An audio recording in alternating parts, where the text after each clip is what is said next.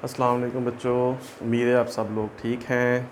और हम आज स्टार्ट करेंगे नया टॉपिक जो कि कैपेसिटर से ही रिलेटेड है। जैसे मैंने आप लोगों से पहले कहा था कि अभी कैपेसिटर के हवाले से हमारे 3-4 लेक्चर्स होंगे। तो आज का हमारा लेक्चर है 22। इससे पहले 21 और 20 में हम लोग कैपेसिटर को ही डिस्कस कर चुके हैं। तो जो आज हम कैपेसिटर के हवाले से एक डिफरेंट चीज़ जो है वो स्टडी कर रहे हैं, और इस हमारे टॉपिक का नाम है energy stored in a capacitor. Capacitor जो है, जब हमने इसको डिफ़ाइन किया था लेक्चर नंबर 20 में, तो आपको याद होगा मैंने लिखा था capacitor is a device that is used to store energy. Capacitor एक ऐसा डिवाइस है जो एनर्जी को स्टोर करता है, बेसिकली इलेक्ट्रिकल एनर्जी को जो है वो स्टोर करता है।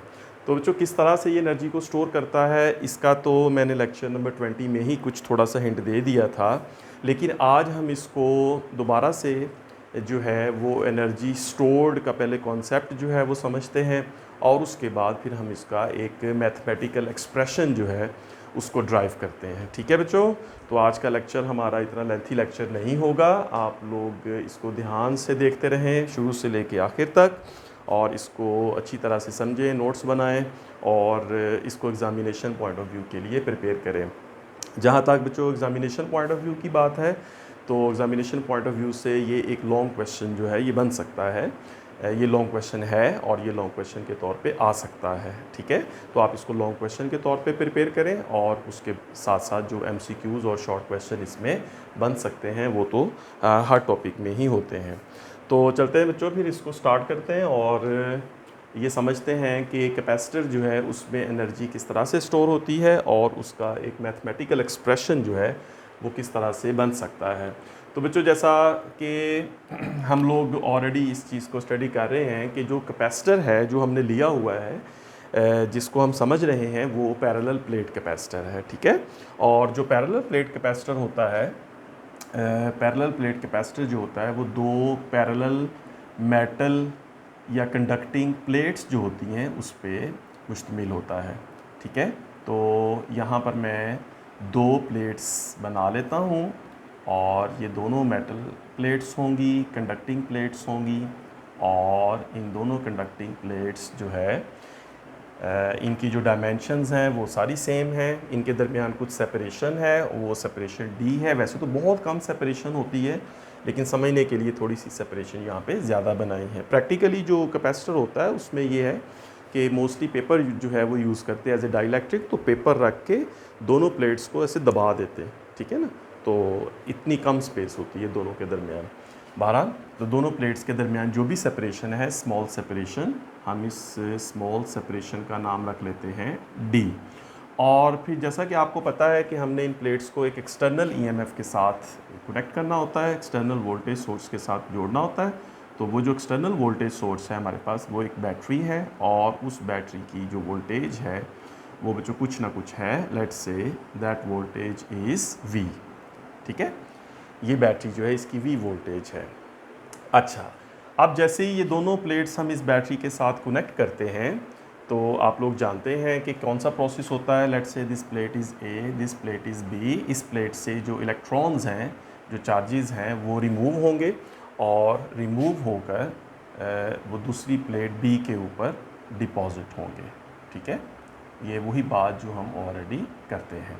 तो जो यहाँ से इलेक्ट्रॉन चला गया तो यहाँ पर आ गया एक पॉजिटिव चार्ज, और कंटिन्यूसली जब इलेक्ट्रॉन्स यहाँ से मूव करते रहेंगे, चले जाएंगे, रिमूव हो जाएंगे, तो ये प्लेट पॉजिटिव चार्ज हो जाएगी, और इस प्लेट पर वो इलेक्ट्रॉन्स आ जाएंगे, तो ये प्लेट जो है ये नेगेटिव चार्ज हो जाएगी। तो ये प्रोसेस एकदम से नहीं होता कि एकदम से ये सारा चार्ज इधर आ जाए।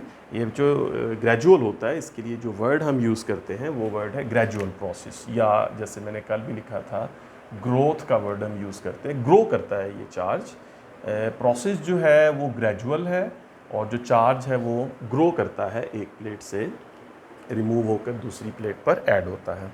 और इसके अलावा जो बात आपने याद रखनी थी वो ये थी कि दोनों प्लेट्स के ऊपर जो चार्ज होता है उसकी क्वांटिटी सेम होती है। अगर इस प्लेट के ऊपर प्लस Q चार्ज है तो इस प्लेट के ऊपर नेगेटिव Q चार्ज है। दोनों चार्जेस की जो क्वांटिटी है वो सेम होगी। ठीक है बच्चों, जब ये प्रोसेस स्टार्ट होता है तो दोनों प्लेट्स के दरमियान जो पोटेंशियल होता है वो ज़ीरो होता है, ठीक है ना जी। तो इसको अगर मैं लिखूं कि जो इनिशियल पोटेंशियल है, initial potential difference, initial potential difference जो होता है V1, अगर इसको मैं कहूँ this is zero, right.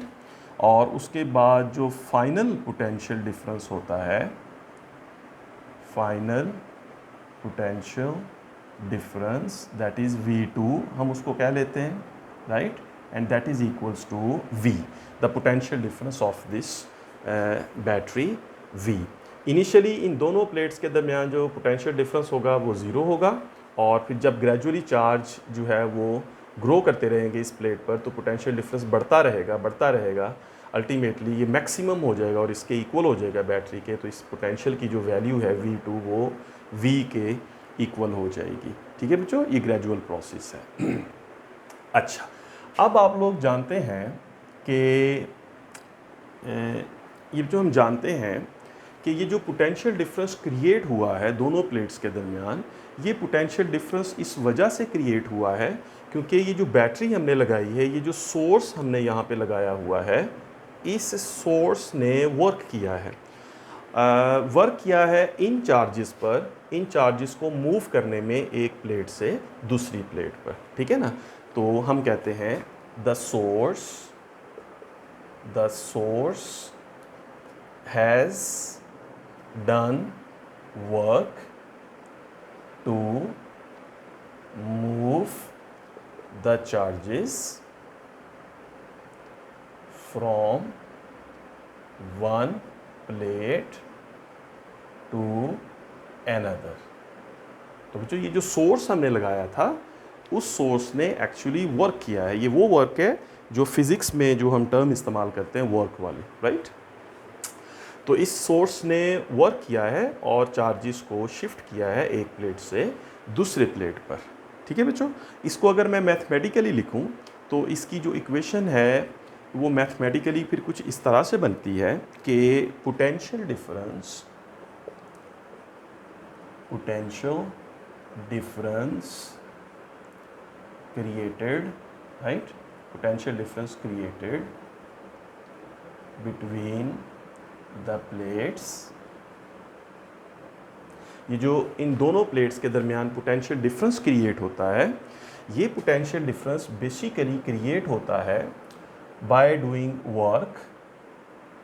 Work from A to B, let's say bracket में मैं लिख देता हूँ फ्रॉम ए टू बी, यानी ये वो वर्क जो बैटरी ने किया ए प्लेट से बी प्लेट पर, और इसको डिवाइड करते हैं हम Q से, यानी Q वो चार्ज है जिसको मूव किया है एक प्लेट से दूसरे प्लेट पर।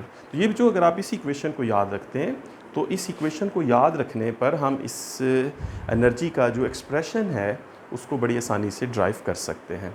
फिर से मैं एक दफ़ा इसको बताता हूँ कि मैंने ये लिखा है कि इन दोनों कैपेसिटर की जो दोनों प्लेट्स के दरमियान जो पोटेंशियल डिफरेंस क्रिएट होता है, potential difference created between the plates is actually equals to work done by the source to move the charge from one plate to another।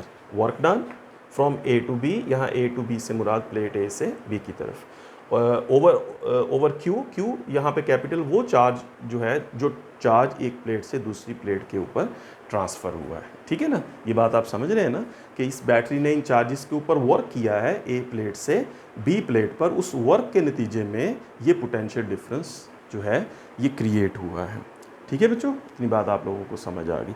अब इस इक्वेशन को अगर थोड़ा शॉर्ट फॉर्म में लिखें तो पोटेंशियल डिफरेंस जो है उसको हम लिख लेते हैं डेल्टा वी की फॉर्म में।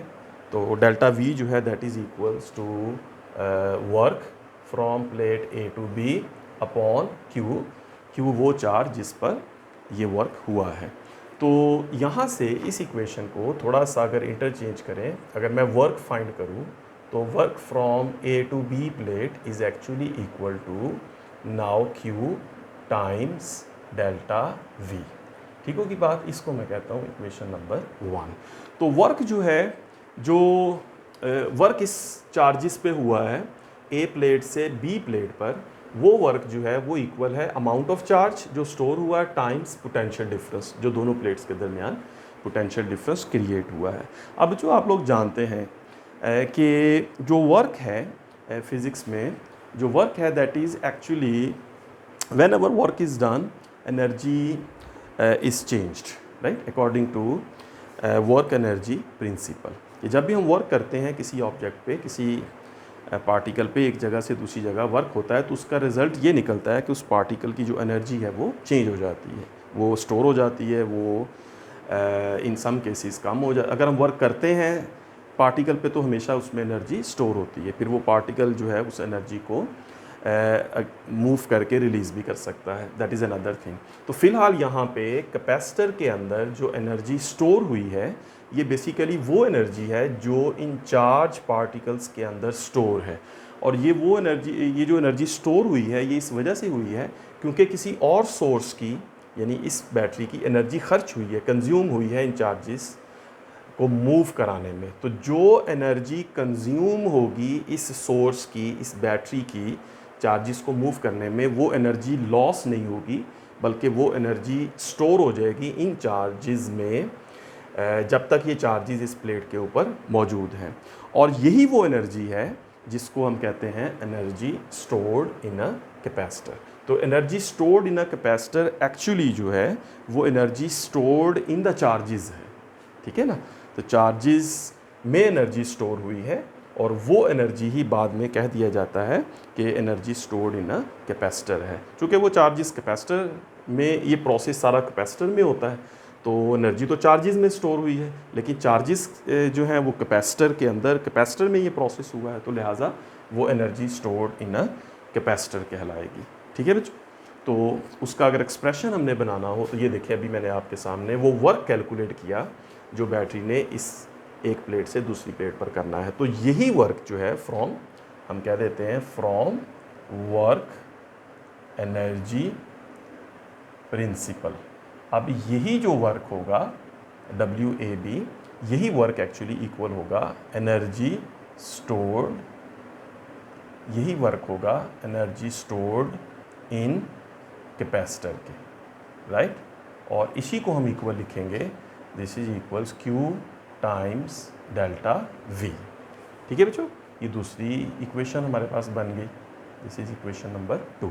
तो उसी वर्क को AB को मैंने लिख दिया energy stored in a capacitor. Alright, यहाँ तक तो हो गई कॉन्सेप्चुअल बात और उसका वर्क या एनर्जी का एक एक्सप्रेशन। अब एनर्जी के इस एक्सप्रेशन को हम दो डिफरेंट फॉर्म्स में जो है वो लिख सकते हैं। किस तरह से, मैं अभी आपके सामने लिखता हूँ। अब देखिए बच्चों, जैसा कि आप जानते हैं ये जो डेल्टा V होता है, जो पोटेंशियल डिफरेंस होता है कैपेसिटर की दोनों प्लेट्स के दरमियान, ये पोटेंशियल डिफरेंस कांस्टेंट नहीं होता, ये मतलब ग्रो करता है। तो मैं ये लिखता हूँ कि फॉर अ कैपेसिटर ये जो डेल्टा V होगा, जो पोटेंशियल डिफरेंस होगा, ये इनिशियल, ये देखें अभी मैंने शुरू में लिखा था इनिशियल पोटेंशियल डिफरेंस जो है ये 0 होता है और फाइनल पोटेंशियल डिफरेंस जो है वो V होता है। तो ये जो टोटल अगर मैं वोल्टेज लेना चाहूँ यहाँ पर, तो वो होगा initial potential plus final potential upon 2, right. That will give us the average value of potential difference between the plates. तो अगर इसको आप सॉल्व करें तो this will be V upon 2, V/2 इसको लिख सकते हैं। This delta V is the average value, right, the average value of the potential difference between the plates of capacitor. तो फिर दोबारा एक्सप्रेशन 2 जो है, यहाँ से अगर हम एनर्जी स्टोर्ड जो है, एनर्जी स्टोर्ड इन कैपेसिटर की बात करें तो हम कह सकते हैं कि अब ये जो है यहाँ पर एक Q है हमारे पास टाइम्स ये जो डेल्टा V है, ये अब एवरेज पोटेंशियल हमने ले लिया, that is V upon 2। Energy stored के लिए हम एक सिंबल यूज़ करते हैं, इसको कहते हैं डेल्टा U, और डेल्टा U के बाद इसको हम जो है वो लिख लेते हैं 1/2 half times Q times V, right. ये इसको इस तरह से भी मैथमेटिकल एक्सप्रेशन में इस तरह से भी लिख सकते हैं, 1/2 पहले लिख लें फिर Q और V लिख लें। ऑलराइट, अच्छा जी, आगे चलते हैं। और इस एक्सप्रेशन में, ये एनर्जी का एक्सप्रेशन, इसमें अब हमें ये पता है हम लोग ये जानते हैं कि जो Q होता है किसी भी कैपेसिटर के लिए वो होता है CV, right. Q, capital Q is the total charge stored in a capacitor, और उसको हम जो है वो लिख सकते हैं कि that is equals to C times V। तो इस एक्सप्रेशन इसके बाद हमारे पास डेल्टा U जो है ये आ जाएगा 1/2 टाइम्स, यहाँ Q की जगह हम लिख देंगे CV टाइम्स V। तो डेल्टा U जो है now that is equals half CV square. This is energy stored in a capacitor, one expression of energy stored. ठीक है बच्चों, इस एनर्जी कैपेसिटर के अंदर जो एनर्जी स्टोर होगी उसका एक एक्सप्रेशन ये हमारे पास आ गया, और ये बड़ा फेमस एक्सप्रेशन है, ये आपको याद रखना पड़ेगा। ठीक है, ये काफ़ी नेक्स्ट यूज़ भी होगा। तो किसी कैपेसिटर के अंदर कितनी एनर्जी स्टोर होती है, that is half time CV square. C जो है दैट इज़ कैपेसिटेंस, V जो है द मैक्सिमम पोटेंशियल डिफरेंस। अब ये याद रखिएगा, इस V का मतलब है maximum value of potential difference between the plates of capacitor, right, उसका स्क्वायर भी आ जाएगा साथ। तो ये एक एक्सप्रेशन हो गया एनर्जी को स्टोर, एनर्जी स्टोर के हवाले से। अब जो इस एक्सप्रेशन में ये एक एक्सप्रेशन हो गया, right, one of the expressions. अब देखिए बच्चों, हमें पता है कैपेसिटर की दोनों प्लेट्स जो हैं, ये पॉजिटिव है एक प्लेट और दूसरी प्लेट नेगेटिव है, तो कैपेसिटर की दोनों प्लेट्स के दरमियान एक इलेक्ट्रिक फील्ड जो है वो एग्जिस्ट करता है, राइट। एक इलेक्ट्रिक फील्ड होता है जो एग्जिस्ट करता है और उसकी डायरेक्शन पॉजिटिव से नेगेटिव प्लेट की तरफ होती है। तो समटाइम्स हमें ये जो मैथमेटिकल एक्सप्रेशन है इसको हम इलेक्ट्रिक फील्ड की फॉर्म में जो है वो एक्सप्रेस करते हैं, और उसके बाद हम उसको एक कैपेसिटर जो है, कैपेसिटेंस जो है उसका भी एक्सप्रेशन जो है वो हम लिख लेते हैं। जैसा कि कल वाले लेक्चर में, जो लेक्चर नंबर 21 था, उसमें हमने डिस्कस ही ये किया था capacitance of a parallel plate capacitor. तो मैं लिख देता हूँ कि वैक्यूम अगर है, वैक्यूम के केस में अगर दोनों प्लेट्स के दरमियान वैक्यूम है तो उस वक्त जो कैपेसिटेंस होती है वो A epsilon not times D होती है। और अगर कोई मीडियम आ जाता है दोनों प्लेट्स के दरमियान, डाइलेक्ट्रिक मीडियम आ जाता है which is other than free space और वैक्यूम, तो that is A epsilon not times epsilon R upon D। तो ये दोनों एक्सप्रेशंस हमने लेक्चर नंबर 21 में डिस्कस किए थे और ड्राइव भी किए थे, तो ये आप लोग वहाँ से लेक्चर 21 में देख सकते हैं। अब जो इस एक्सप्रेशन को भी मैं यहाँ यूज़ करता हूँ, और ये जो V है पोटेंशियल डिफरेंस, इसको भी इलेक्ट्रिक फील्ड की फॉर्म में यूज़ करते हैं, तो हमारे पास ये चीज़ बनेगी। अच्छा, ये तो अब हम इन दोनों में से हम लिख लेंगे यहाँ पे। V जो है वो क्या होता है, V जो है that is equals to E times D, right. Potential difference is E times D। ये मैंने कल वाले लेक्चर में भी बताया था, और ये याद रखें, E होता है minus delta V over delta R।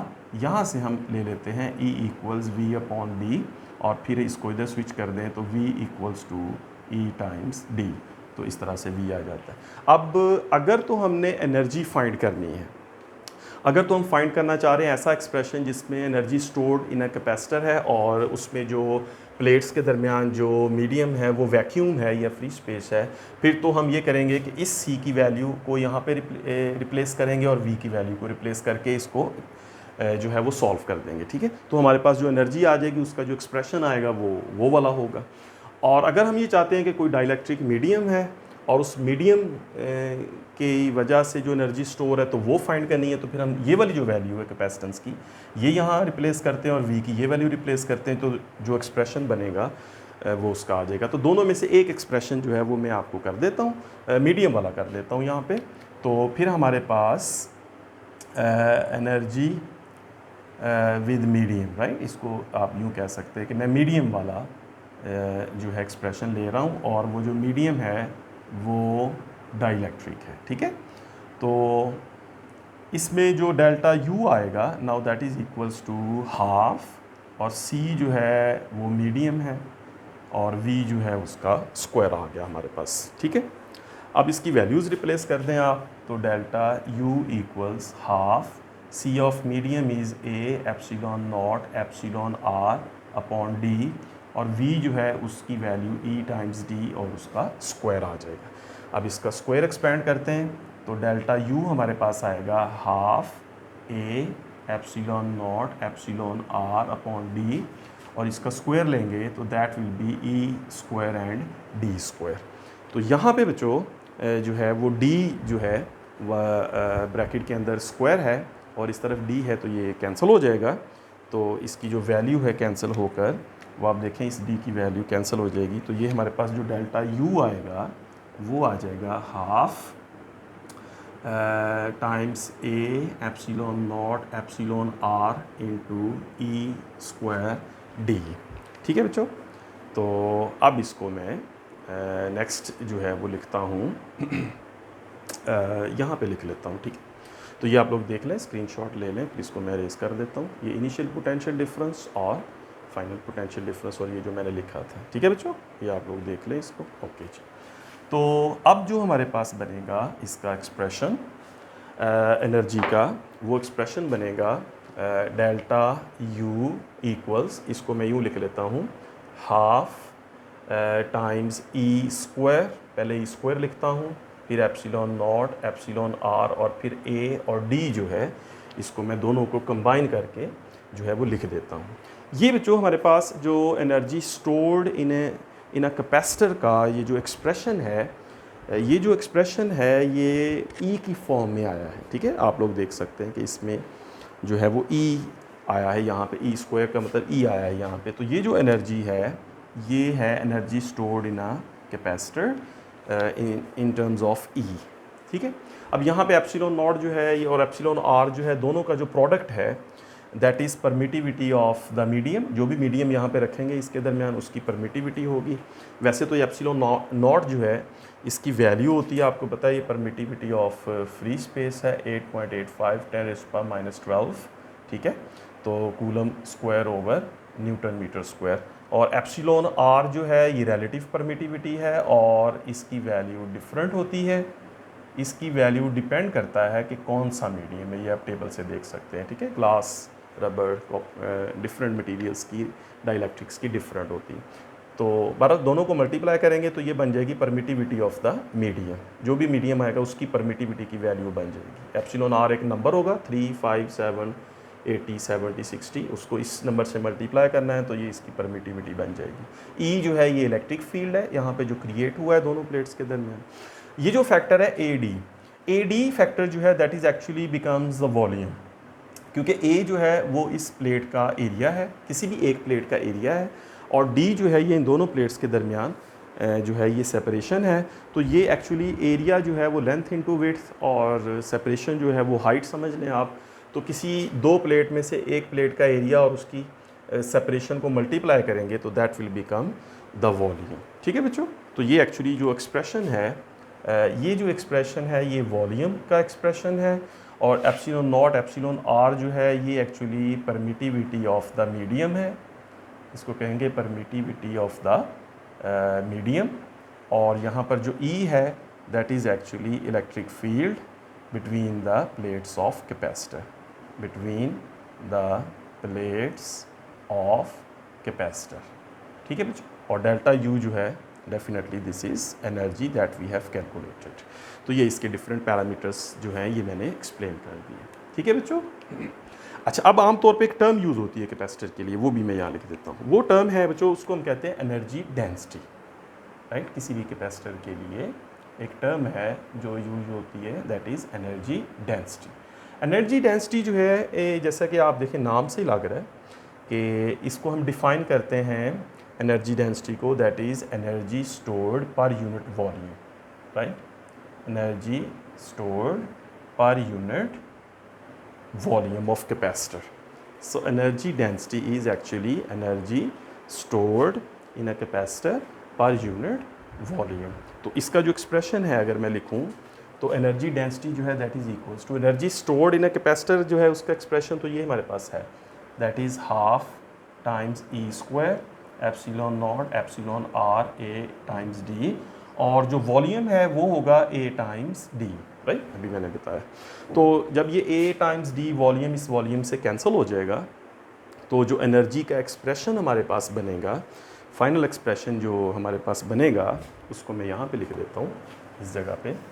तो that expression will be energy density जो है उसको हम कहते हैं energy density will be equals to half times E square times epsilon naught epsilon R. तो ये जो एक्सप्रेशन है, इस एक्सप्रेशन को हम कहते हैं energy density, which means energy stored in a capacitor per unit volume, और in terms of E, electric field E. ठीक है बच्चों, तो ये यहाँ पर जो है, ये हमारा जो एक्सप्रेशन है इसका एनर्जी का, वो कंप्लीट हुआ। तो अगर ये बच्चों लॉन्ग क्वेश्चन आता है तो उसमें आपने यही सारी वाली बातें जो हैं वो आप लोगों ने डिस्कस करनी है, ठीक है, और सारा एक्सप्रेशन बताना है। एक बात याद रखें, अभी मैंने यहाँ पे ये जो डेरिवेशन की है, ये भी मैंने आपको यहाँ पे बताया था कि ये मैंने सेकंड केस लिया है जिसमें capacitance of capacitor with medium है। आप लोग प्रैक्टिस के लिए ये वाला एक्सप्रेशन खुद से ड्राइव करें और देखें फिर इस एक्सप्रेशन, फाइनल एक्सप्रेशन में और उसमें जो वैक्यूम वाला एक्सप्रेशन है और जो मीडियम वाला एक्सप्रेशन है उसमें क्या चेंज आती है, ये आप लोग ज़रूर करके देखें। उसके लिए ये जो कैपेसिटेंस सी वैक्यूम की वैल्यू है वो यहाँ लगाएं और वी की वैल्यू यहाँ पे लगाएं ई, तो एनर्जी कैलकुलेट करें, सारा एक्सप्रेशन उसका बनाएं और उसके बाद ये देखें फाइनली एनर्जी डेंसिटी भी कैलकुलेट करें, तो देखें क्या उसमें चेंज आती है। The only factor will be epsilon R, ये आप लोग देखेंगे, ठीक है, which is known as relative permittivity. तो बच्चों याद रखें कि किसी भी कैपेसिटर में जो है वो एनर्जी जो स्टोर होती है, वो अगर कोई मीडियम मौजूद है, अगर मीडियम जो है कैपेसिटर की प्लेट्स के दरमियान मौजूद है, तो उस कैपेसिटर में जो एनर्जी स्टोर होगी that will be more than the energy stored as compare to vacuum. ये मीडियम है और इस मीडियम की वजह से जो एनर्जी स्टोर होगी वो ज़्यादा होगी, ठीक है। वो कितना ज़्यादा होगी, by how much, by this factor epsilon R, ठीक है ना। तो एप्सिलॉन आर टाइम्स जो है वो एनर्जी ज़्यादा होगी किसी कैपेसिटर में एज़ कम्पेयर टू वैक्यूम। ये एमसीक्यू भी आ सकता है, आपसे कहा जाता है कि दो कैपेसिटर की प्लेट्स हैं, उनके दरमियान जो मीडियम है वो ग्लास है, लेट्स से कह देते हैं कि ग्लास है, तो ग्लास का साथ ये बता देते हैं कि जो ग्लास है उसका जो एप्सिलॉन आर है, जो रिलेटिव परमिटिविटी है वो 5 है, फ़र्ज़ कर लें। तो अगर उसका रिलेटिव परमिटिविटी 5 है ग्लास का, तो बच्चों ये बताएं कि उस ग्लास की मौजूदगी में जो एनर्जी स्टोर होगी वो वैक्यूम के कंपैरिजन में कितनी ज़्यादा होगी, ठीक है ना। इस तरह से क्वेश्चन बन सकता है। तो ये आपने अब याद रखना है कि जितना उसका रिलेटिव परमिटिविटी है ग्लास का या किसी भी डाइलेक्ट्रिक का, उतने टाइम्स ज़्यादा होगी, बस सिंपल आपने ये कह देना। तो ग्लास की मौजूदगी में इस कैपेसिटर की प्लेट्स के दरमियान जो एनर्जी स्टोर होगी that will be 5 times more than the energy stored as compare to vacuum, ठीक है बच्चों। तो ये एक एमसीक्यू है, इस एमसीक्यू को भी आप लोगों ने अच्छी तरह से समझ लेना है। इससे रिलेटेड कोई भी और एमसीक्यू जो है इसी तरह का मिलता जुलता आ सकता है। ऑलराइट जी, ठीक है बच्चों। तो मुझे उम्मीद है कि आप लोग इस टॉपिक को अच्छी तरह से प्रिपेयर करेंगे और इसमें अगर कोई प्रॉब्लम आएगी तो आप लोग जो है वो मुझसे ज़रूर पूछेंगे, ठीक है। तो इसको यहाँ पे मैं कंक्लूड करता हूँ और हमारा एक टॉपिक इस चैप्टर का जो है वो रह गया है, last one, that is charging and discharging of capacitor. तो बच्चों अब फाइनली हम लेक्चर नंबर 23 जो रिकॉर्ड करेंगे उसमें हम charging and discharging of capacitor जो है उसको डिस्कस करेंगे और इस चैप्टर की जो थ्योरी है वो हमारी कंप्लीट हो जाएगी। और उसके बाद फिर हम एग्जांपल्स की वीडियो बनाएंगे, एक एग्जांपल्स डिस्कस करेंगे इस चैप्टर की, फिर एक वीडियो बनाएंगे उसमें हम न्यूमेरिकल्स डिस्कस करेंगे, सारे न्यूमेरिकल्स डिस्कस करेंगे, और एक वीडियो बनाएंगे जिसमें हम इस चैप्टर में जो शॉर्ट क्वेश्चंस बन सकते हैं या एक्सरसाइज में जो हैं उनको डिस्कस करेंगे। तो आप लोग देखते रहें सारी वीडियोस, लेक्चर्स जो है उसको आप लोग किसी भी लेक्चर को जब भी आप फ्री हों, जब आप समझते हैं कि आपने इसकी तैयारी करनी है, तो आप लोग जो है वो कंप्लीट लेक्चर जो है कोशिश करें उसको कंप्लीट लेक्चर को देखें, उसको नोट करें, उसको एक सीक्वेंस से जो है वो प्रिपेयर करें। हम लोग जो रिकॉर्डिंग कर रहे हैं वो भी लेक्चर की जो है वो सीक्वेंस में लेक्चर नंबर 21, 2, 3 इस तरह से, ताकि आप लोगों को इसमें आसानी रहे, ठीक है बच्चों। तो कमेंट सेक्शन में लिखें कि आज के लेक्चर में कौन सी चीज़ मिसिंग है या आपको समझ नहीं आई, तो फिर नेक्स्ट उस पर बात करते हैं। ऑलराइट, टेक केयर, अल्लाह हाफिज़।